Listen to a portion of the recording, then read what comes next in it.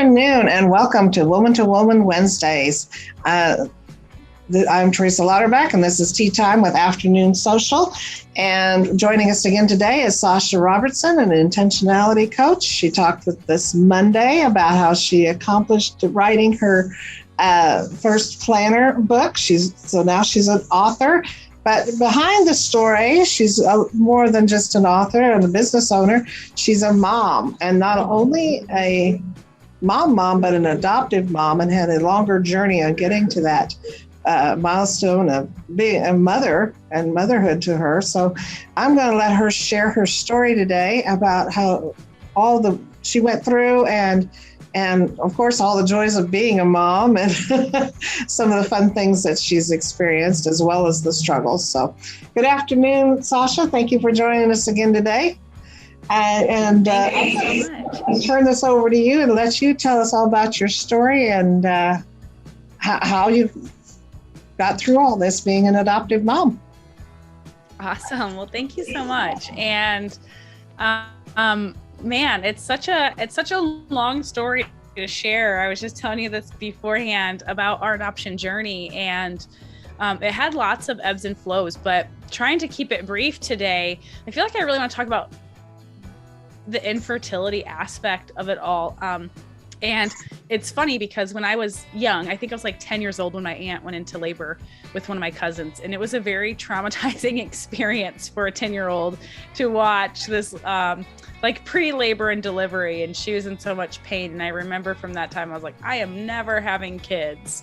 But then I met my husband and we got married. And he always jokes that like instantly my uterus caught on fire. And every day I'm just like, can we have a baby? Can we have a baby? Can we have a baby?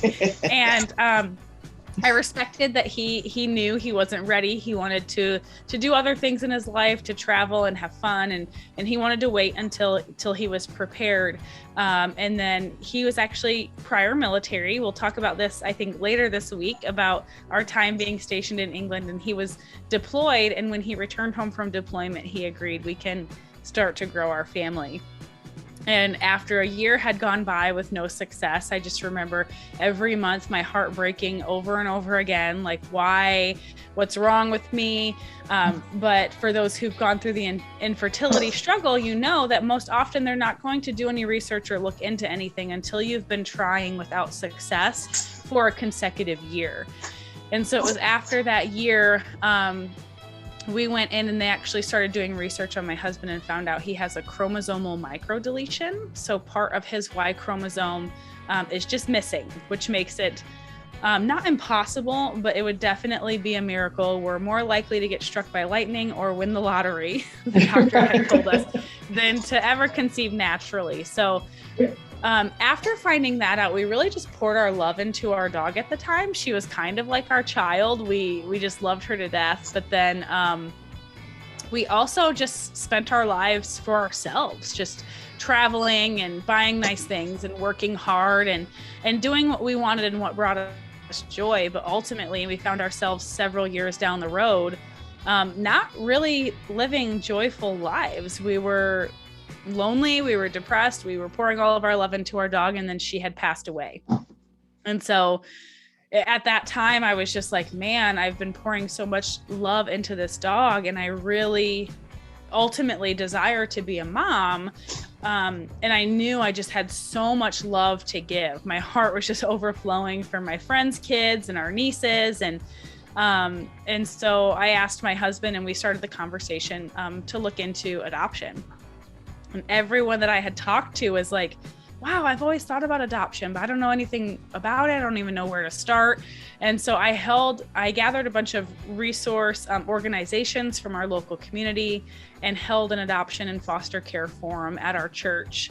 I had a panel of adoptive parents come up and share their experiences. And it was a very neat thing. At the end, actually, families got to stay and do like the initial first step of orientation through the Office of Children's Services to become licensed foster parents.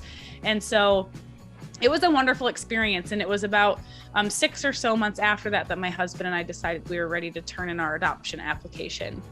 And interesting fact about our family is the day that our adoption application was accepted with the consultancy that we went through to the day we flew home with our son was exactly 1 year.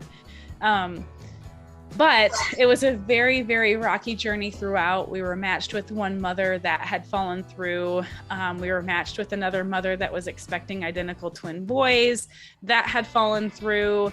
And in the end, it was after all of that, there was kind of like a period. The month of August of 2019 was a difficult month for us, kind of filtering through all of that, trying to find out how much money we had left after these great emotional and financial losses through our adoption journey. We found out how much money we had left with the agency. We had worked through some of our emotional stuff, and we had said yes to one family in the whole course of that month. I think it was actually the beginning of September that we had said, yeah, I think this family sounds pretty good. We'll say yes to them. And they had actually picked us. We had 1 week's notice to get to Arizona to be there for our son's birth. And long story short, we could never have written a more beautiful story with how it all played out in the end. I definitely believe that God has his hand on the process the whole time. Our son is just the most amazing fit for our family.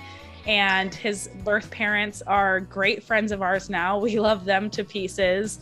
We've actually gotten to go visit them. We have a beautiful adoption story, open adoption story in life with them. And our son is actually going to be turning 2 in a couple of days from the time we're recording this. So motherhood has healed so many parts of my heart and my life. It's been a catalyst for me. And in my life, it's helped me manage my time better, manage my priorities better, be a better wife, a better friend.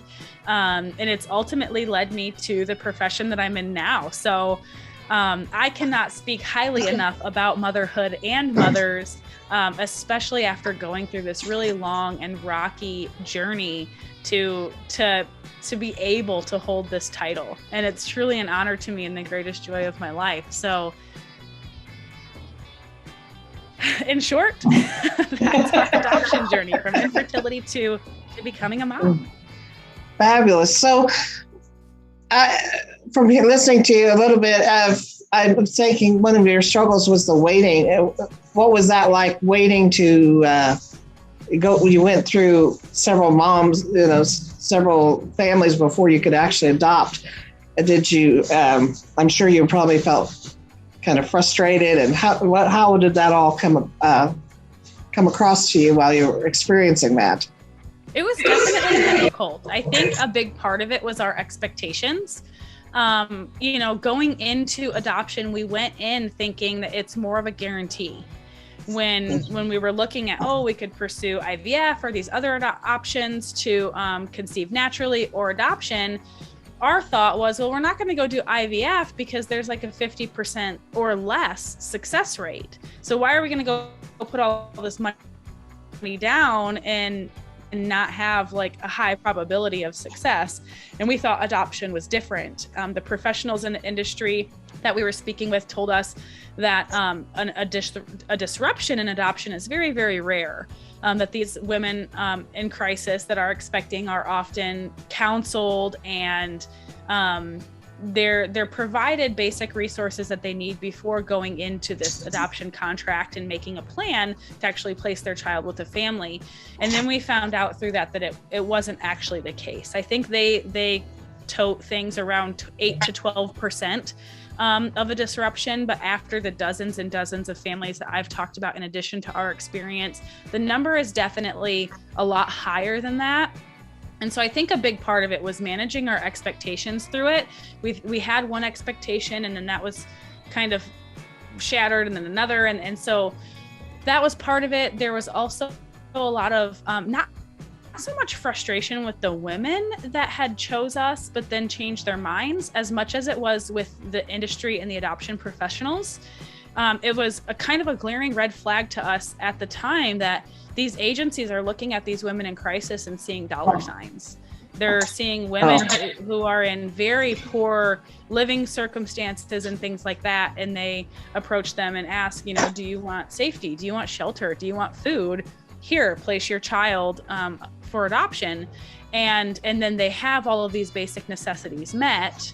But the adoption agencies use that to get these hopeful adoptive parents on sending them a check for, I mean, the price is outrageous, $40,000, $60,000 that people are giving these adoption agencies. And in the end, it appears as though very little of that money actually goes to support or care or resources for the expectant moms. This is the stuff that we've kind of learned a lot after the fact that was glaring in the beginning. Like, who are we? We're just like this, almost it seemed like a bank account for expectant moms and the agencies at the time. And we were borderline killing ourselves. We rented our house out on Airbnb. We were taking all the overtime we could. We were doing tons of fundraising and things like that to see this to an end. And it really felt like we were being taken advantage of by the industry at the time. And it was a very lonely season, caused us to have a lot of questions, not just for the industry, but also for ourselves. Like, who are we? What is our value and our worth in this world? And then also caused us to question our faith, which looking back just seems so silly, but in the midst of it, in the moment of that, like, it was a very real thing. Right. And you've got a little bit of different story, because there's a lot of adoption stories out there too. They've gone through the foster care system and fostered children who are they're not infants, but they're already in bad situations and having to go through social services. So it sounds like the adoptive agency is just as taxing as going through the social service agency. Just adoption in general seems like a very difficult process. And I like the way that you said your faith in God helped you get through that, and that you mentioned Monday about having grace. And yeah, and it takes a lot of faith and grace to be going through an adoption agency and going through what you did to get to the point of being a mom. And I'm glad that more nowadays that we have open adoptions, because you said you get very open adoption with the birth parents, and I think that's great for the kids to have their history, and know that absolutely their parents maybe just couldn't do it. Didn't mean they weren't loved.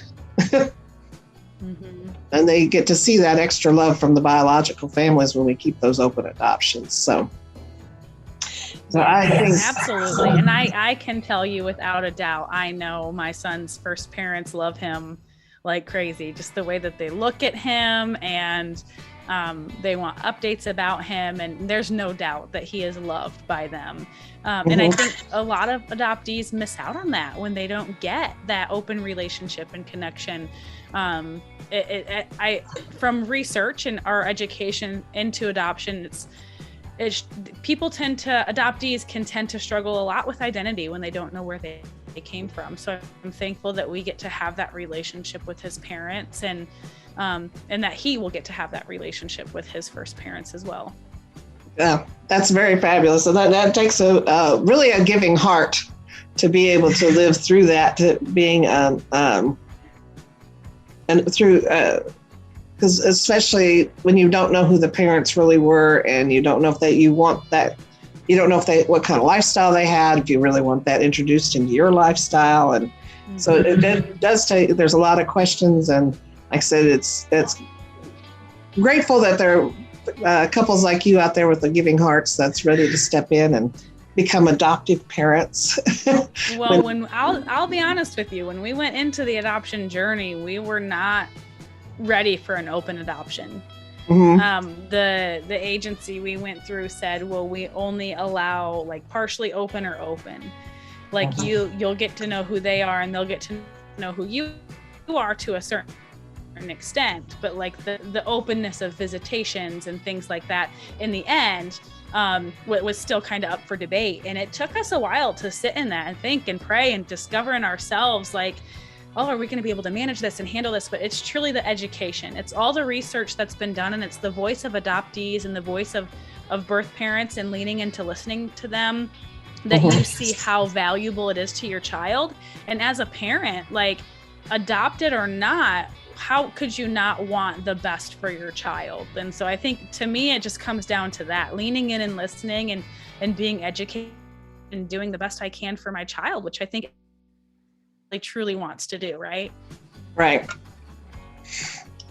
Well, I thank you for sharing your story today, and I think it'll be very encouraging for other women out there on either side, that either the ones that are contemplating giving up their children because of their circumstances, and knowing that there are loving parents out there to help them, even though they may not be able to raise their child, they've got someone loving enough to raise them for them. And then on your side of being the adoptive parent. So I think it's encouraging for women of any going through any of this, that the stories like yours are should help and empower and encourage them to make the decisions and get into a support system and into prayer about their circumstances. So thank you so much for sharing that with us today. And I think we're out of time, and I'm going to we're going to get to talk to Sasha tomorrow again on Try It Thursdays. She's got some tips on being a busy mom. We're going to play right into some of the hacks that she has now that she's a busy mom and as a business owner, and now a new mom, because you're only 2 years old. That's still a brand new mama. So we'll talk with Sasha tomorrow, and thank you for joining us today on Women to Women Wednesdays. Thank you.